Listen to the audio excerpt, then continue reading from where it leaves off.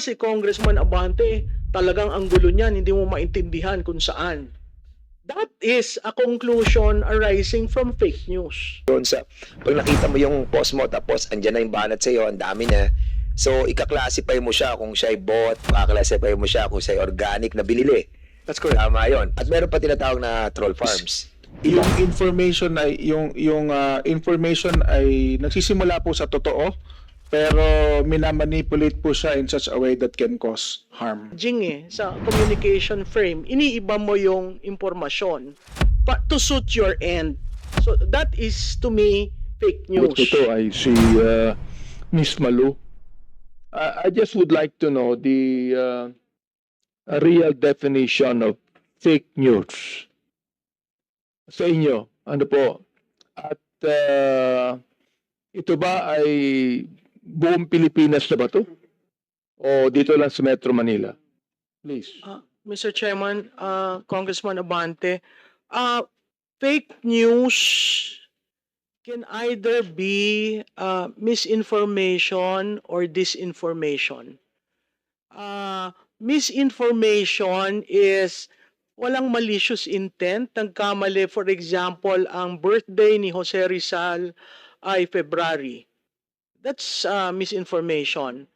Pero yung disinformation, pag sinabi mo na ang birthday ni Jose Rizal ay nung November 30, meron ka ng malis doon kasi alam mo birthday yun ni Andres Bonifacio. Malinformation on the other hand is manipulative propaganda. And there's such a thing as in propaganda, there is good propaganda and there is manipulative. You want to achieve an end goal which the facts do not bear you out. So ang fake news ho para sa akin ay alam mo yung katotohanan, factual, pero iniiba mo yung istorya. Iniiba mo yung, there's such a thing, sir, nasa messaging sa communication frame. Iniiba mo yung impormasyon to suit your end. So that is to me fake news. Kung sinabi ko, sir, na si Congressman Abante ay taga Manila, that's fact. Pero pag sinabi kong si Congressman Abante ay taga Manila pero tumitira sa Quezon City, the facts do not bear you out. So that can be seen as manipulative if I say, hindi actually botante yan eh. That is fake news. But it started with facts. Nakatira si Congressman Abante sa Manila. Tapos ang sumunod, hindi naman sa Quezon City yan nakatira. So hindi botante. Ergo, hindi kandidato. Do you call that misinformation or disinformation? Sir, that is already disinformation as far as I'm concerned. The misinformation is, hindi naman dyan sa Quezon City. Wala kang facts. Diba? So how do you rebut that? By showing that you are a resident of Manila. Marami kasi sir nangyayari dahil dyan sa fake news, yung reputational sa online, lahat siguro ng mga politiko naaapektuhan yan. Kasi meron kayong reputation that to a certain degree is ito yung ginagamit mo for re-election. So pag nasira ka online, which means reputational, napakahirap bumangon. So, pag sunod-sunod yung sinasabi, it forms a certain conclusion in the mind of the receiver of the information. Hence, I would say, si Congressman Abante, talagang ang gulo niyan, hindi mo maintindihan kung saan. That is a conclusion arising from fake news. Is this now true all over the country or only in Metro Manila, for Sir, example? media centers. Mr. I would Chair? say in media centers because like in Manila, Cebu, Davao, at pwede ho ninyo sir na i-geofence ang location kung saan pumutok yung balitang yon and you can see the relationship of the role of media centers, the high density of users, and the connectivity in the place. How does that affect, for example, a politician na tinitira sa face ng fake news? Sir, alam nyo, pag tinira kayo, ang kailangan authentic ang inyong reply. Ang problema ho sa ibang politiko, it takes time for them to react, and by that time, it becomes now the truth. Kunyari, may lumabas na issue ngayon. Some politicians would say, I do not want to react kasi pag nag-react ako, lalo kong pinahahaba, pinalalaki yung fake news. Pero kung hindi ho kayo magre-react, that in itself becomes now the narrative, the controlling narrative, which is very, very hard to respond to, especially going into campaign. So even if it's fake news, the politician must react. Yes, sir. As far as I'm concerned, kasi you would want to write what is being said about you online. If you don't, it becomes a crisis for you. It becomes a reputational issue. And that is your currency when you run for public office. Sa political consulting ko, ang tawag doon, that's your brand. So if your brand is destroyed, it's going to be very, very hard for you to increase your trust. Natatandaan po ninyo ito, sir, may awareness, may tiwala. Awareness, pwede kayong universal. Ang tiwala, napakahirap i-earn. Ngayon, pag nakikita, ginawa yung issue sa inyo, sa distrito nyo, uuga ho yung tiwala. At alam naman po ninyo, ang tiwala, in a 45-day campaign period, mahirap pong ma-rebuild. It will take time for that Pero tiwala. ang paniwala ng iba, Ms. Malu, when you react, you become defensive. Kanina, nabanggit mo na you have to be offensive on this, di ba? Sir, kasi sa akin, the best defense is offense. And when you just say, when you be your authentic self, you're opening yourself, ito ako hindi totoo yan. So kung hindi nyo sasabihin hindi totoo yan, ang mga constituents nyo will always say, oh, tinan mo, nagnakaw yan. Oh, tinan mo, yumaman yan. Very hard to control. Especially during a very heated 45-day campaign period. Wala na ho kayong chance to clear that out. So bago pa mag 45-day campaign period, sinagot nyo na. And then you can reshare that. Then you can, push it and make it viral. So, Mr. Chair, kailangan sa online din, kailangan Yes, sir. kailangan gumamit ka din ng vlogger. Yes, sir. Hindi, sir. Pwede Hindi. ikaw na sa sarili mong page. Ganon. Oo, kasi yun yung authentic self mo Kung pag ginamit mo sa mainstream media, it becomes fodder for news. Lalaki yung issue. 'Di ba? Pero kung sa page mo lang sinagot mo yan, hindi totoo yan. Oo. Ito ang aking pag-aari, ito ang aking paniniwala. So it is not enough, for example, like sa SOCMED, fake news. Hindi naman kinukuha ng mainstream media yan. So it's not enough na hindi ito kinukuha ng mainstream media sapagkat hindi naman totoo yan, di ba? Yes, sir. Kasi forever nandyan yan. May footprint nung negative reaction sa'yo. So you really have to, kung minsan nga, katulad doon nung exchanges kanina, yung pala 3 years ago pa yung video. So it remains there. And if you don't respond, then it becomes truth. Kaya nga ho, kanina ang sabi ko, in politics, there are shades of truth.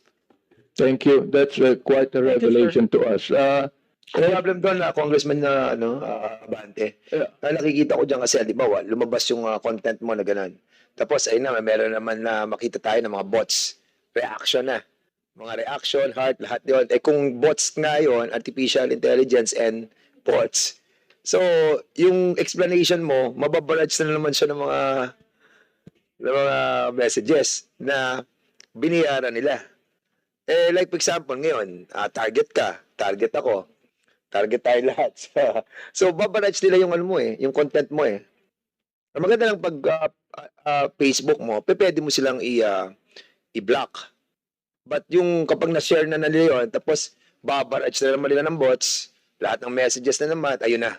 Yun ang problem. And that, where the CICC will come in. Di ba? Ma-dig deeper yung source. Di ba?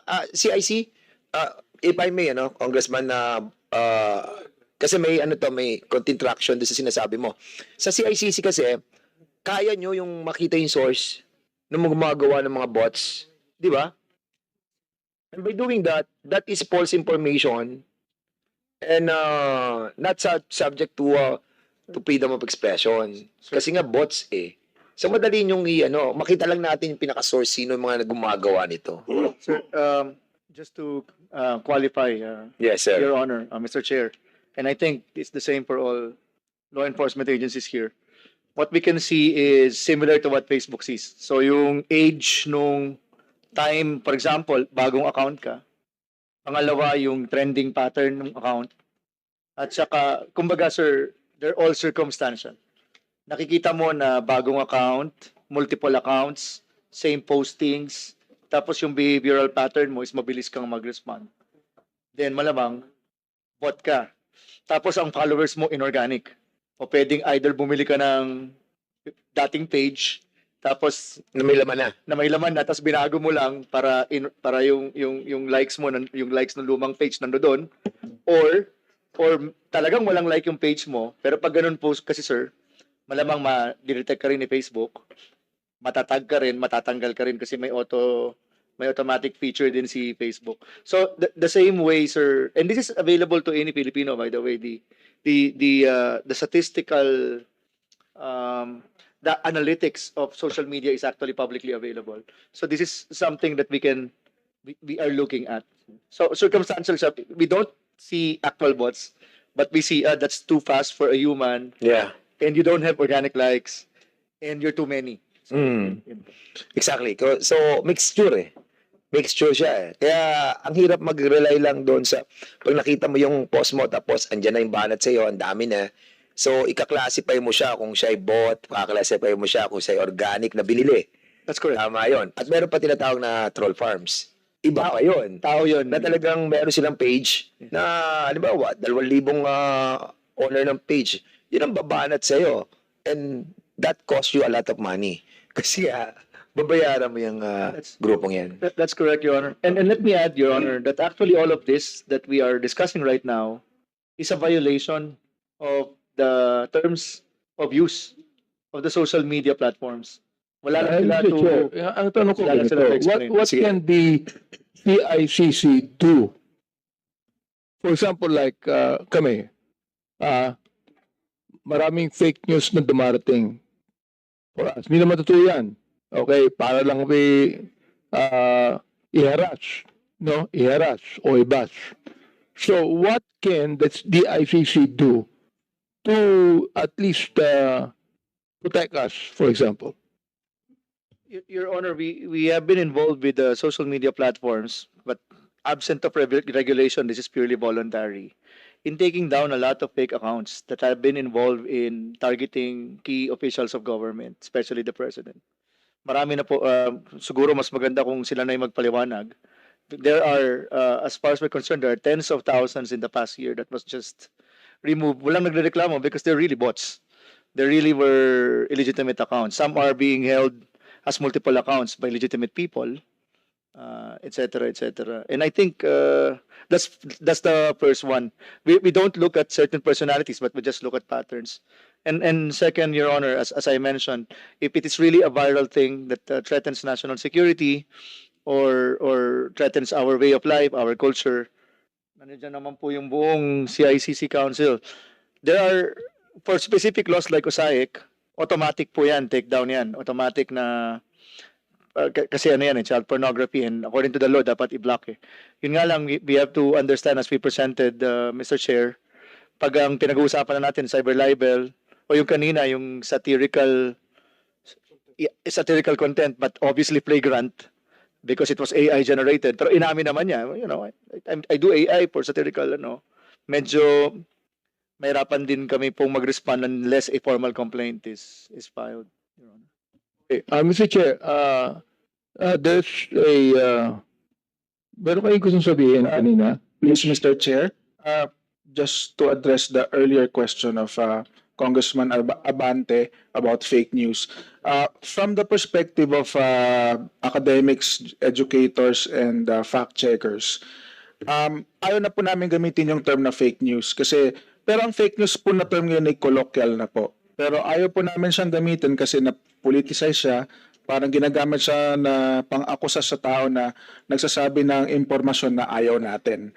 So sa amin, we want to focus on the term information disorder. Kaya doon po pumapasok yung tatlong bilog na pinakita kanina ni Professor Can na tinuturo din po namin sa mga students namin sa UST. No? So yung kaibahan ng disinformation, misinformation at malinformation.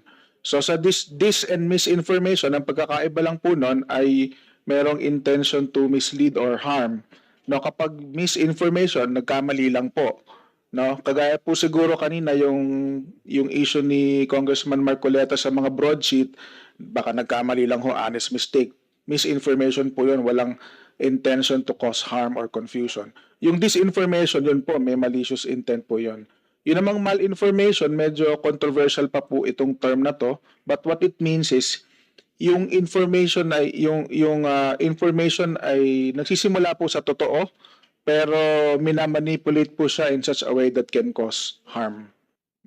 Yun lang po. Sa inyo, laganap ba to sa buong Pilipinas o dito lang sa Metro Manila or urban areas, for example? Laganap po siya sa lahat po ng may access sa social media. Potentially ay magkaroon po sila ng exposure sa information disorder.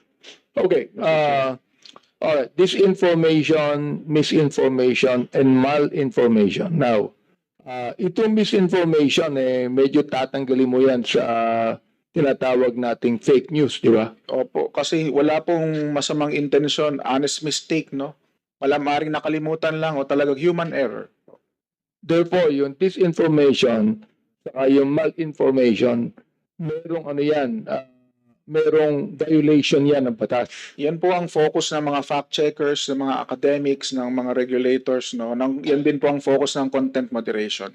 Ms. Malu, mayroon bang violation sa batas niyan? Sa media practitioner tulad mo?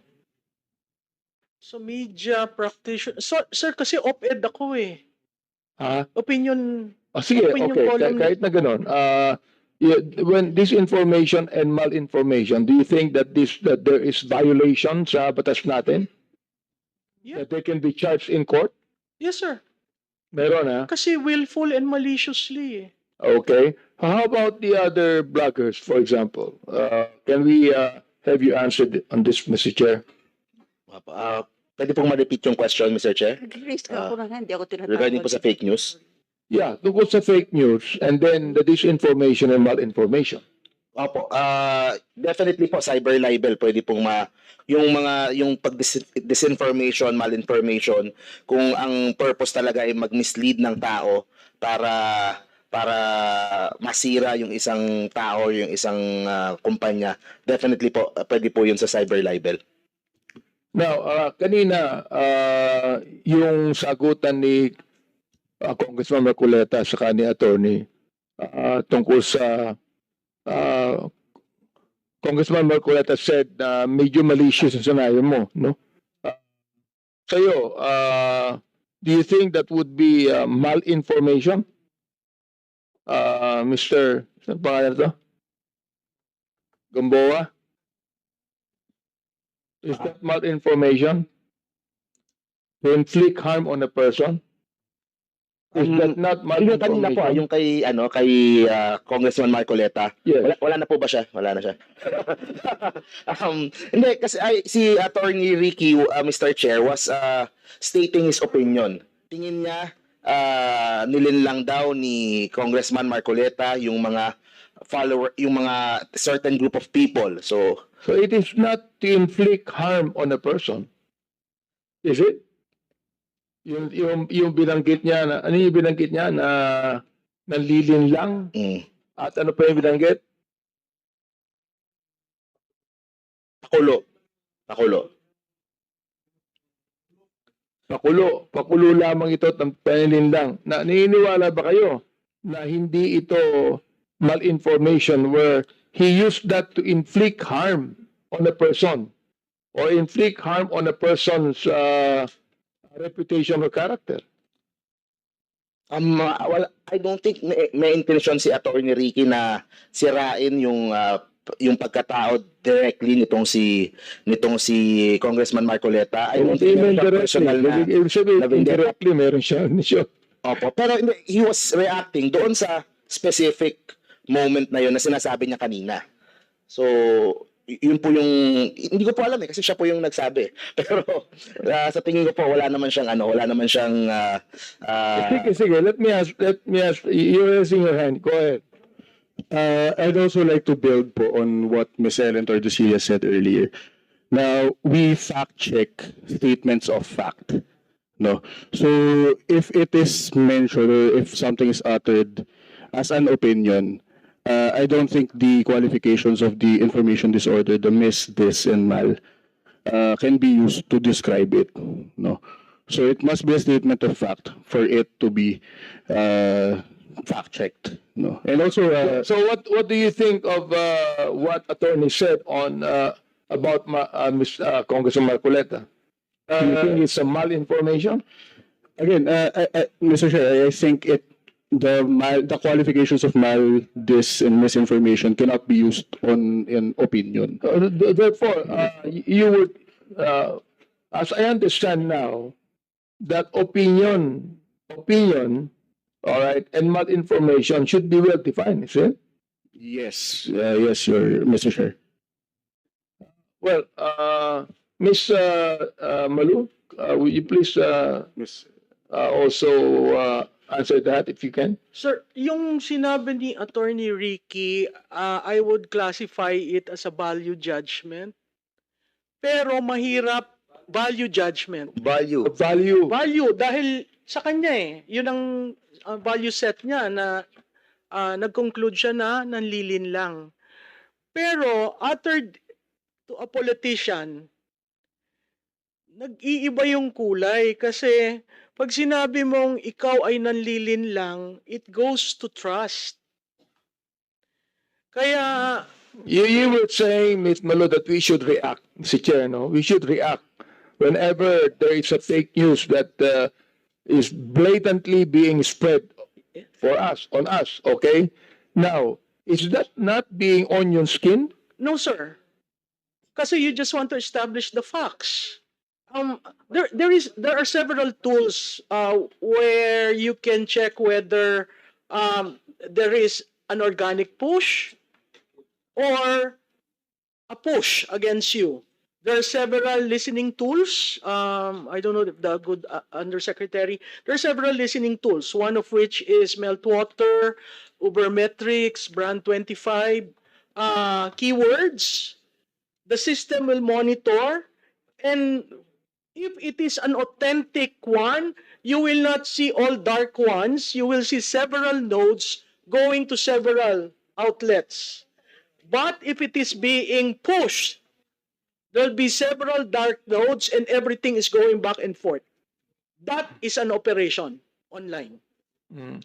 And there are existing applications that any legislator can use just to see whether it is organic and whether it is authentic. Attorney Ricky, would you want to react on that, Mr. Chair?